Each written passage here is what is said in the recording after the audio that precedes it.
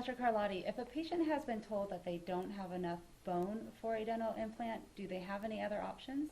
Quite frequently they do, and I went ahead and I pulled a scan on a patient that was told by multiple dentists on multiple occasions that she simply did not have enough bone. And she is one of the most severe cases, particularly when you look at this view here, in that there's virtually no upper jaw to speak of. And what we were able to do here, Jennifer, is we were able to place implants into the side walls of the nose, which are referred to as the piriforms, regular implants with what's referred to as a sinus lift, going in and using the cortical bone that makes up the floor of the sinus. And the most important component here is these long implants, which are referred to as Zygoma implants, and you can really nicely see them here. When somebody does not have an upper jaw, if you look at this skull and envision the upper jaw essentially being gone, we're using the side walls here, the anterior wall here, and most importantly, we're using the cheekbone, which in medical terminology is referred to as a zygoma.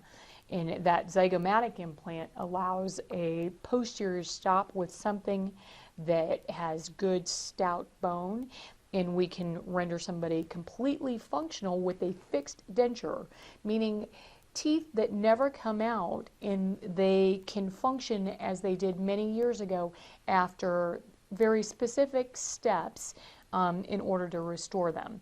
So yes, when somebody's been told they don't have enough bone, there frequently are options. Something like this may be an option in other scenarios, and we can look at some of those x-rays on our next visit. We can bone graft those patients. The adage that any implant can be placed without a bone graft is simply not true if you're intending to optimize that implant and have that implant be ideal for many, many years.